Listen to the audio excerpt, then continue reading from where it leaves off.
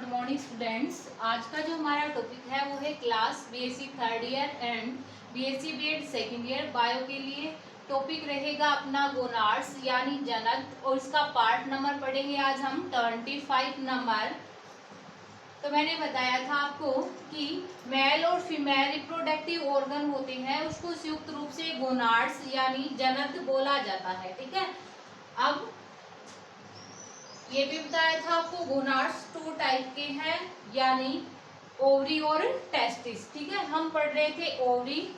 Ovary के द्वारा पहले मैंने आपको ओवरी की टीएस बताई थी और उसका डायग्राम आपको पीछे की क्लास के अंदर देख के बनाना है और उसकी थ्योरी लिखनी है। ठीक है, बार बार रिपीट नहीं करवाऊंगी।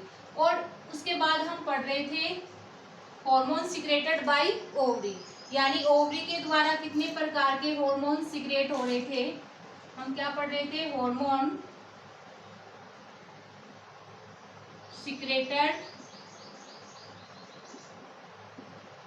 Secreted by ovary.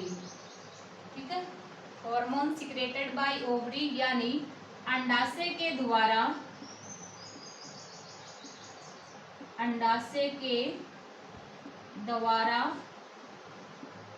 स्रावित होने वाले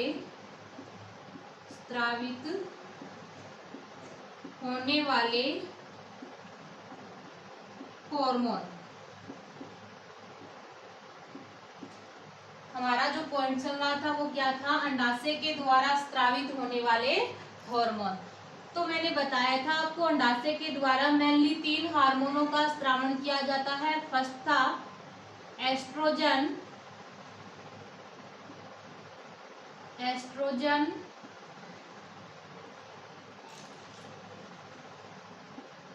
हार्मोन, सेकंड था प्रोजेस्टेरोन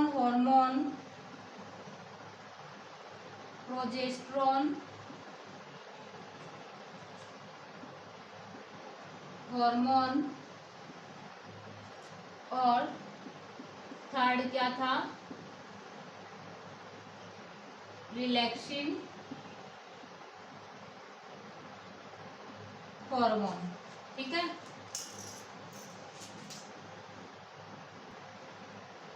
तो ओवरी के द्वारा ये 3 प्रकार के हार्मोन स्रावित किए जाते हैं।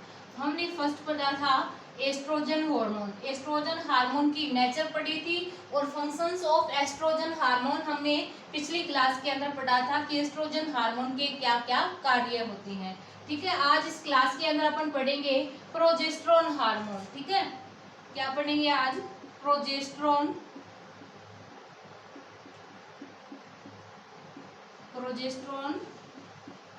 हार्मोन। अब देखिएगा, प्रोजेस्टेरोन जो हार्मोन होता है वो एक स्टीरॉइड हार्मोन होता है। यानी प्रोजेस्टेरोन हार्मोन की अपन नेचर की बात करें तो प्रोजेस्टेरोन हार्मोन है वो क्या, एक स्टीरॉइड हार्मोन है। स्टीरॉइड हार्मोन है। प्रोजेस्टेरोन हार्मोन क्या, एक स्टीरॉइड हार्मोन होता है। ठीक है, जो कि लगभग 21 कार्बन अणुओं से मिलकर बना होता है।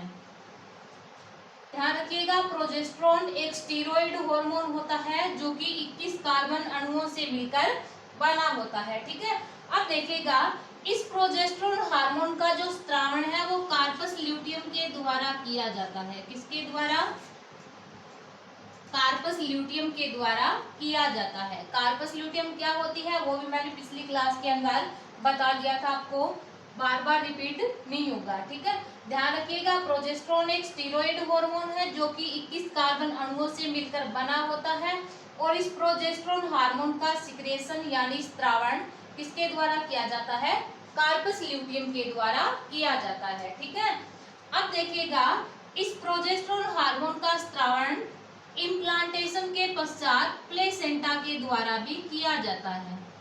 किसके द्वारा,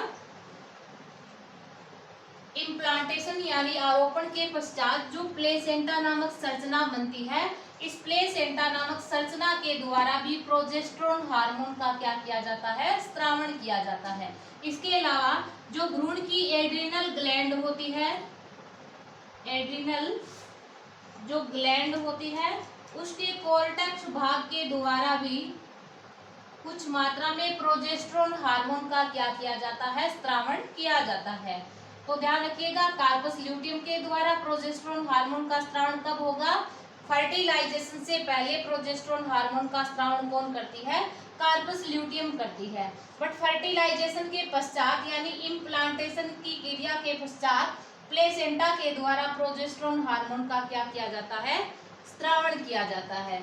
और इसके अलावा भ्रूण की एड्रिनल ग्लैंड का जो कोर्टेक्स भाग होता है, उसके द्वारा कुछ मात्रा में इस प्रोजेस्टेरोन हार्मोन का क्या किया जाता है, स्त्रावण किया जाता है। अब अपन बात करते हैं किसकी, फंक्शंस ऑफ प्रोजेस्टेरोन हार्मोन की। ठीक है, अगला जो हमारा न्यू पॉइंट है वो क्या रहेगा, फंक्शंस ऑफ प्रोजेस्टेरोन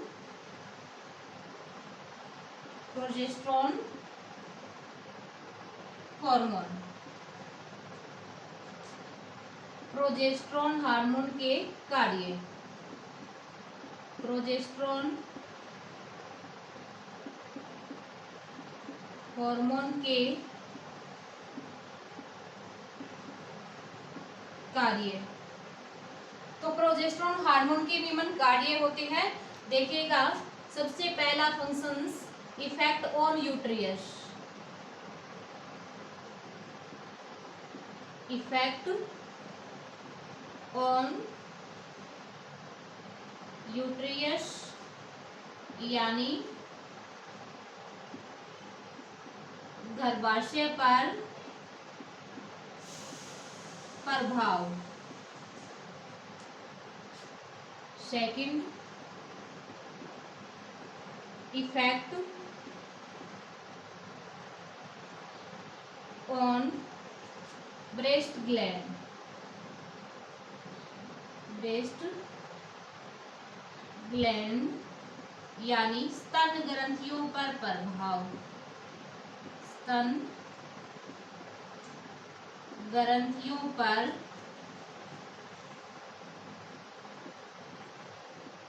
प्रभाव। ठीक है, थर्ड इसका जो फंक्शंस रहेगा वो होगा इफेक्ट ऑन ओविडक्ट, ओविडक्ट यानी अंडवाहिनी पर, अंडवाहिनी पर प्रभाव। तो प्रोजेस्टेरोन हार्मोन के निम्न तीन फंक्शंस है। फर्स्ट है इफेक्ट ऑन यूट्रियस यानी गर्भाशय पर प्रभाव, सेकंड है इफेक्ट ऑन ब्रेस्ट ग्लैंड यानी स्तन ग्रंथियों पर प्रभाव, और थर्ड जो है इफेक्ट ऑन ओविडक्ट यानी अंडवाहिनी पर प्रभाव। तो फर्स्ट अपन बात करते हैं इफेक्ट ऑन यूट्रियस। ठीक है, गर्भाशय पर प्रभाव। तो देखिएगा, जो प्रोजेस्टेरोन जो हार्मोन होता है वो क्या करता है, प्रोजेस्टेरोन हार्मोन अपन ने यूट्रियस की स्ट्रक्चर पढ़ी थी। यूट्रियस का सबसे आंतरिक आवरण था, उसको क्या बोला था अपन ने, एंडोमेट्रियम। क्या बोला था, एंडोमेट्रियम। ठीक है, इस एंडोमेट्रियम स्तर के अंदर ही इम्प्लांटेशन यानी क्या होती है, इम्प्लांटेशन यानी आरोपण की घटना संपन्न होती है। क्या होती है, इम्प्लांटेशन यानी आरोपण की घटना संपन्न होती है। अब देखिएगा, जो प्रोजेस्टेरोन हार्मोन होता है वो गर्भाशय के एंडोमेट्रियम स्तर की जो कोशिकाएं होती है उसके स्त्रावी कार्य यानी सिक्रेटरी कार्य के अंदर क्या कर देता है, वृद्धि कर देता है। ध्यान से सुनिएगा कि प्रोजेस्टेरोन हार्मोन गर्भाशय के एंडोमेट्रियम स्तर की जो कोशिकाएं होती है उसके स्त्रावी कार्य में क्या कर देता है, वृद्धि कर देता है। स्त्रावी कार्य में क्या कर देता है, वृद्धि कर देता है, जिसके कारण गर्भाशय का जो एंडोमेट्रियम स्तर होता है वो क्या हो जाता है, अधिक समयनीय हो जाता है, और अधिक समयनीय होने के कारण इम्प्लांटेशन यानी आरोपण की घटना क्या होती है, संपन्न होती है। इम्प्लांटेशन मैंने बताया था, ब्लास्टुला का माता के गर्भाशय के एंडोमेट्रियम स्तर के अंदर धंसना ही क्या कहलाता है, इम्प्लांटेशन यानी आरोपण कहलाता है। ठीक है, अब देखिएगा जैसे ही गर्भाशय का एंडोमेट्रियम स्तर समयनीय हुआ तो उसके अंदर इम्प्लांटेशन यानी आरोपण की घटना क्या होती है, संपन्न होती है। अब देखिएगा जो प्रोजेस्टेरोन जो हार्मोन होता है वो क्या करता है कि गर्भाशय की जो अरेखित पेशियां होती है उसमें स्कुंचन जो उत्पन्न होता है उसका क्या करता है, संदमन करता है। आपने इस ओवरी के द्वारा दो प्रकार के हार्मोन स्रावित हो रहे थे, एस्ट्रोजन प्रोजेस्टेरोन। रिलैक्सेशन को एक बार छोड़िए, एस्ट्रोजन है वो गर्भाशय में स्कुंचनशीलता को बढ़ाता है, बट प्रोजेस्टेरोन जो हार्मोन होता है वो स्कुंचनशीलता का क्या करता है, संदमन करता है। तो देखिएगा प्रोजेस्टेरोन हार्मोन होता है वो गर्भाशय की एंडोमेट्रियम स्तर की जो अरेखित पेशियां होती है उसमें स्कुंचनशीलता का क्या करता है, संदमन करता है, यानी उन पेशियों को स्कुंचित होने से रोकता है। इसलिए इस प्रोजेस्टेरोन हार्मोन को गर्भावस्था को बनाए रखने वाला हार्मोन भी कहा जाता है। क्या बोलते हैं इसको, गर्भावस्था को बनाए रखने वाला हार्मोन भी कहा जाता है।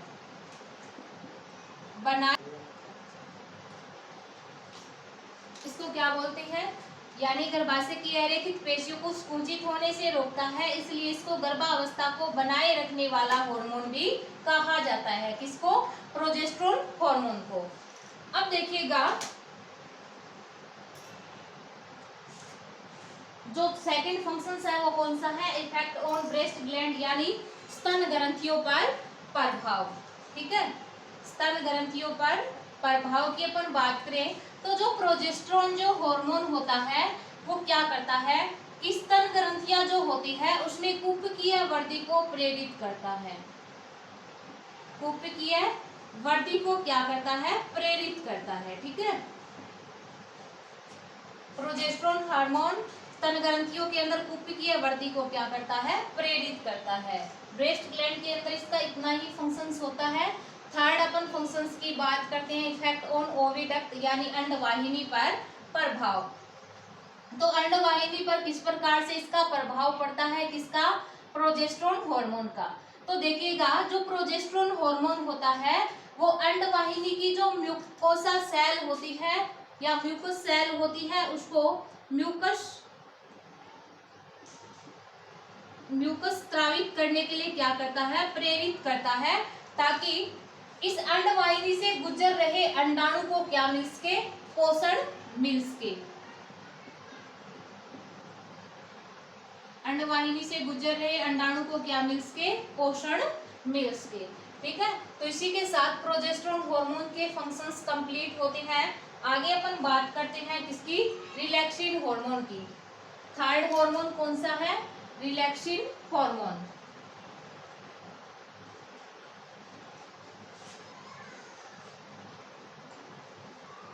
तो देखिएगा रिलैक्सिन हार्मोन जो होता है वो एक नॉन स्टीरॉइड हार्मोन है। क्या होता है, नॉन स्टीरॉइड हार्मोन होता है। रिलैक्सिन जो हार्मोन है वो क्या है, एक नॉन स्टीरॉइड यानी एस्टीरॉइड हार्मोन होता है, जो किस नेचर का होता है, प्रोटीनी प्रकृति का होता है। किस प्रकृति का होता है, प्रोटीनी प्रकृति का होता है। कौन सा hormone, relaxin non steroid hormone होता है जो किस नेचर का होता है, प्रोटीनी प्रकृति का होता है। यदि इस रिलैक्सिन हार्मोन को अपन किसके अंदर घोले, जल के अंदर इसको घोला जाए तो ये जल के अंदर क्या हो जाता है, घुल जाता है। कौन सा हार्मोन, रिलैक्सिन हार्मोन। ठीक है, अब देखिएगा जो रिलैक्सिन हार्मोन होता है इसका सिक्रेशन ओवरी, इसके अलावा प्लेसेंटा, ओवरी प्लेसेंटा और इसके अलावा यूट्रियस के द्वारा भी इसका स्त्रावण किया जाता है।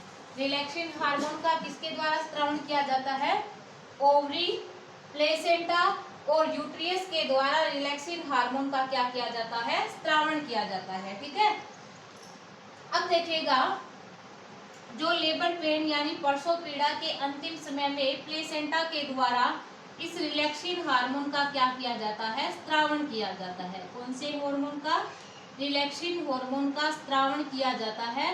जैसे ही रिलैक्सिन हार्मोन स्त्रावित होगा तो ये क्या करता है, माता की प्यूबिक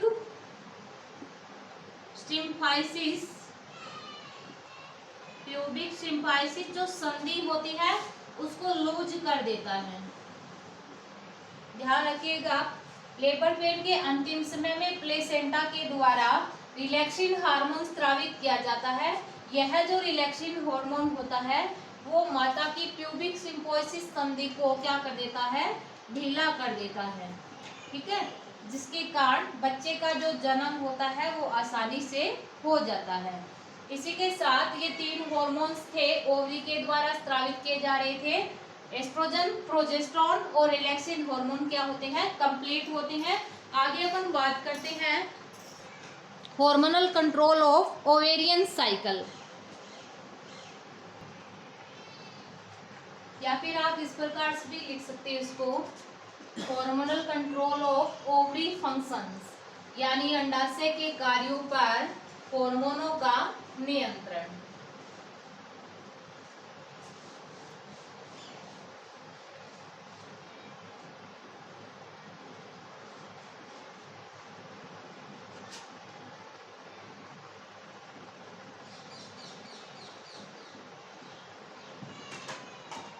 हम पढ़ रहे थे ओवरी यानी अंडाशय।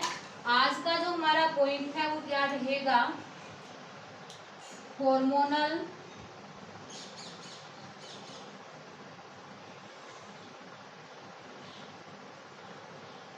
हार्मोनल कंट्रोल ऑफ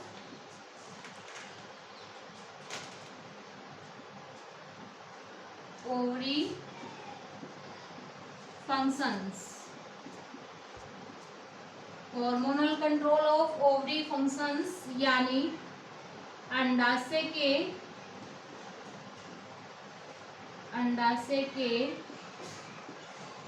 कार्यों पर, अंडाशय के कार्यों पर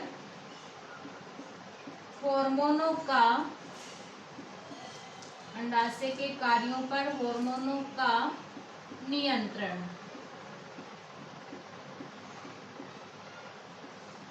hormonal control of ovary functions यानी अंडाशय के कार्यों पर किसका नियंत्रण, हार्मोनों का नियंत्रण। अब देखिएगा अंडाशय के कार्यों पर हार्मोन्स किस प्रकार से नियंत्रण करते हैं। इधर ये है हाइपोथैलेमस,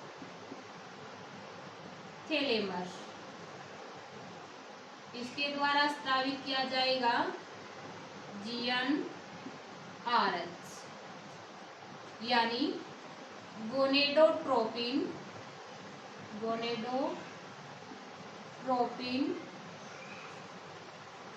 रिलीजिंग हार्मोन,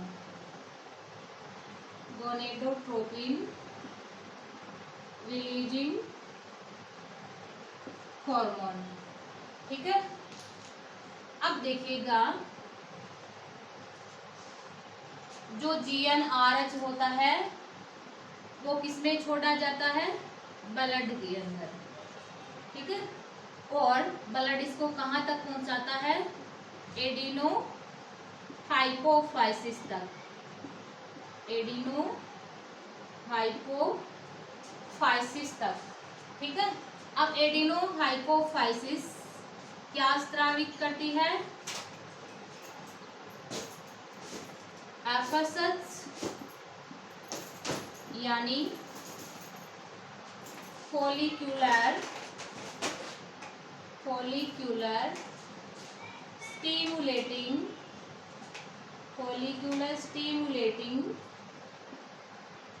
हार्मोन का क्या करती है, स्त्रावण करती है। इधर LH की फुल फॉर्म क्या है, ल्यूटिनाइजिंग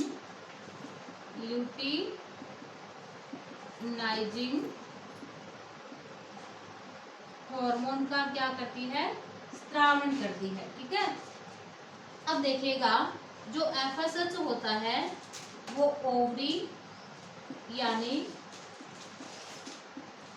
अंडाशय के अंदर क्या करता है, फॉलिक्यूलर ग्रोथ को प्रेरित करता है।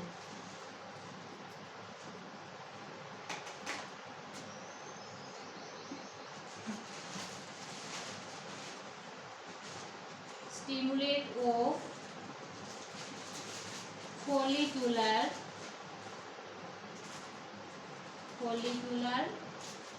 ग्रोथ।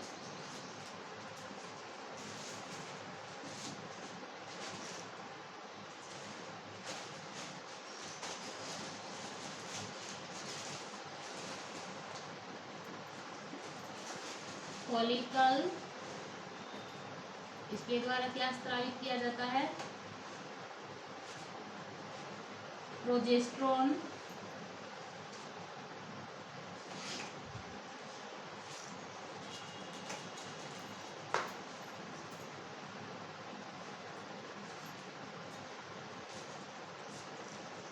एक बार इसको छोड़िए, इधर देखिए, एलएच हार्मोन के कारण क्या होती है, ओवल्यूशन यानी अंडोत्सर्ग की घटना होती है। ठीक है, ओवल्यूशन के पश्चात क्या बनती है, कार्पस ल्यूटियम। कार्पस ल्यूटियम के द्वारा क्या स्त्रावित किया जाता है, एस्ट्रोजन हार्मोन। इसके अलावा प्रोजेस्टेरोन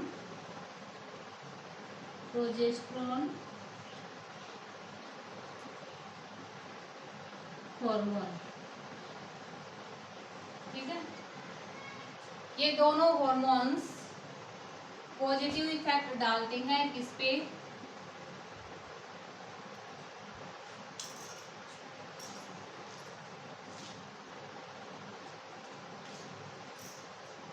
ये जो दोनों हार्मोन है ये नेगेटिव इफेक्ट डालते हैं किस पे, एडिनो हाइपोफाइसिस और हाइपोथैलेमस पे। इधर मैं इसको साफ कर रही हूँ।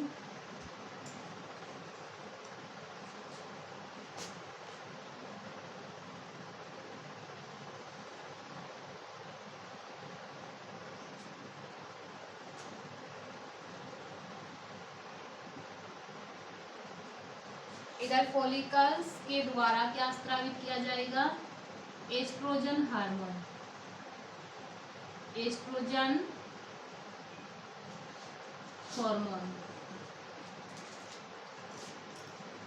एस्ट्रोजन जो हार्मोन होता है वो पॉजिटिव इफेक्ट डालता है किस पे, एडिनो हाइपोफाइसिस पे। यहाँ पे लिखोगे estrogen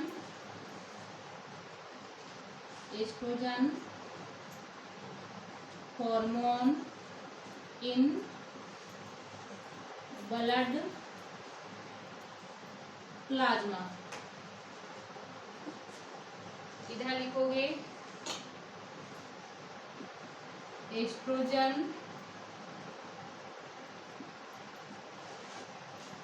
and progesterone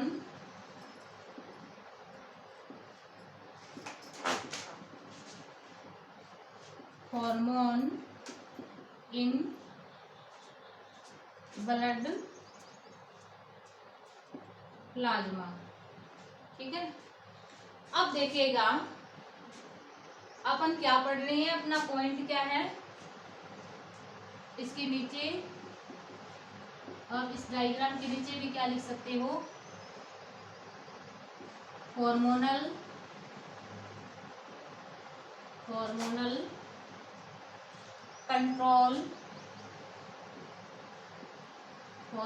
control of ovary functions. Hormonal control of ovary functions यानी अंडाशय के कार्यों पर हार्मोनों का नियंत्रण।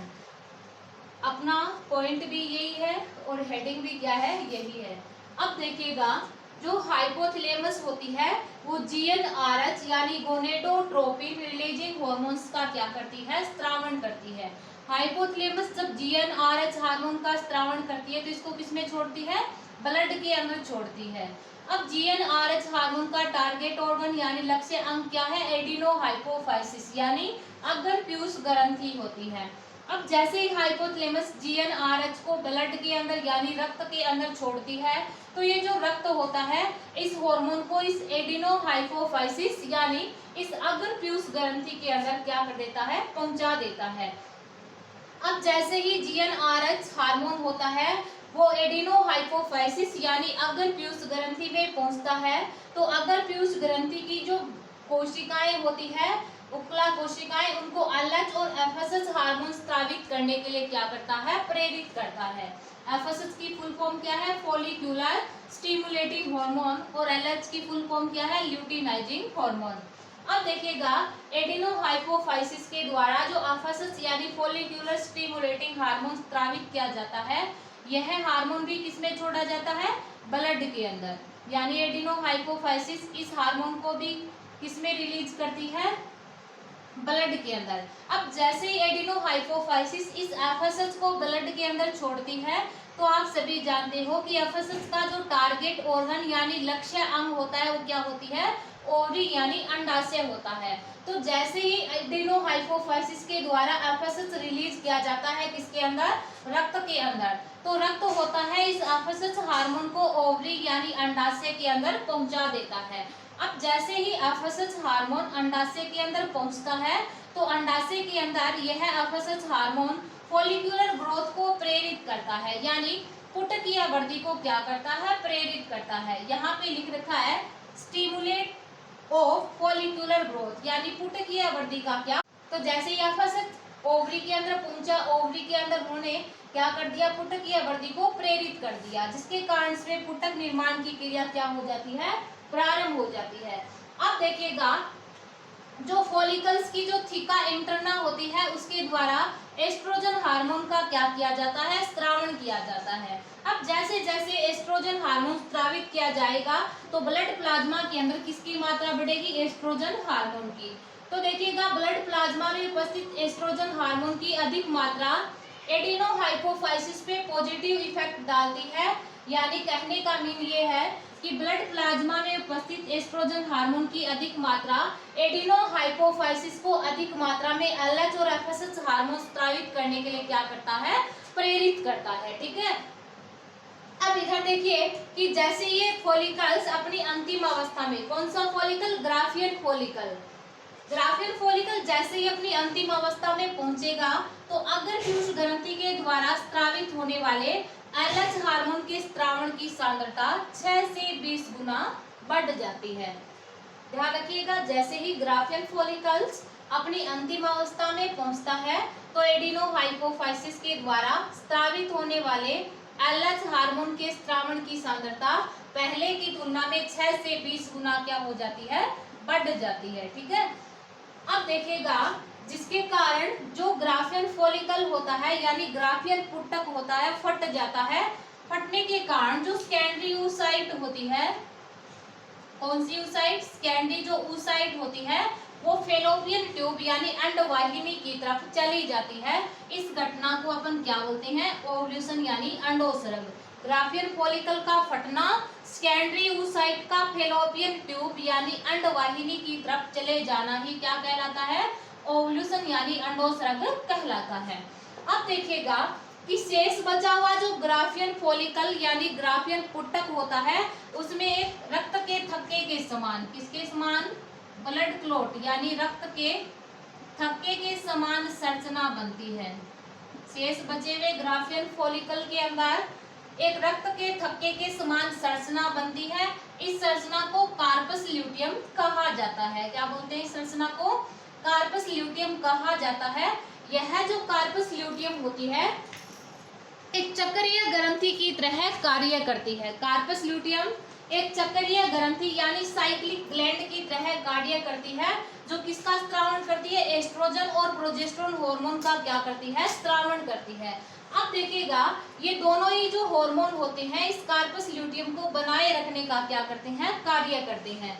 अब जैसे जैसे कार्पस ल्यूटियम के द्वारा एस्ट्रोजन प्रोजेस्टेरोन हार्मोन की मात्रा स्रावित होगी, कहने का मीन ये है कि जैसे जैसे इन दोनों हार्मोनों का कार्पस ल्यूटियम के द्वारा स्त्रावण होगा तो जाहिर सी बात है ब्लड प्लाज्मा के अंदर इन दोनों हार्मोनों की मात्रा बढ़ेगी।